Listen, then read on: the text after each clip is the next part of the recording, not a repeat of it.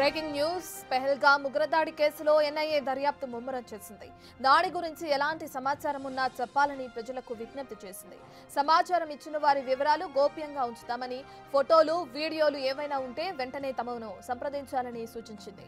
WhatsApp, telephone నంబర్లను అటు విడుదల ఇప్పటికే కొన్ని చేసినట్లు కూడా మనకు తెలుస్తుంది. అయితే కొన్ని ఫోటోలు, వీడియోలను ఎన్ఐఏ పరిశీలించింది. పలువురు సాక్షులను విచారించింది.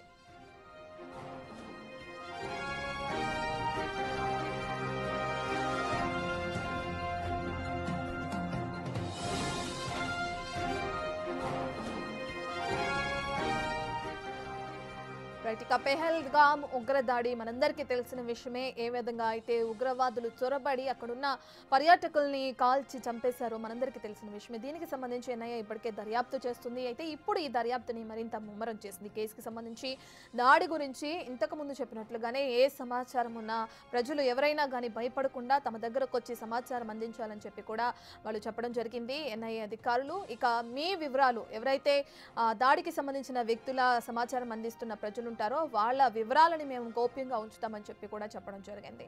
ఇక దాడి ఘటనకు సంబంధించిన వీడియోలు కానీ, వాళ్ళ ఫొటోస్ కానీ, ఉగ్రవాదులవి ఏవైనా ఉంటే వెంటనే మమ్మల్ని సంప్రదించాలని చెప్పారు. ఇంకా అదేవిధంగా దాడి జరిగినప్పుడు దాడి ఏ విధంగా జరిగిందో దానికి సంబంధించిన వీడియోస్ కూడా వైరల్గా మారడం మనందరికీ తెలిసిన విషయమే. వాట్సాప్లో కానీ, టెలిఫోన్ నంబర్స్ కానీ ఏమున్నా కానీ ఆ ఫోటోలు, వీడియోలను తీసుకుని మా దగ్గరికి రావాలని చెప్పి కూడా ఎన్ఐఏ అధికారులు తెలియజేస్తున్నారు. ఇప్పటికే దీనికి సంబంధించి ఎన్ఐఏ అధికారులు పలువురు సాక్షులను కూడా విచారించడం జరిగింది.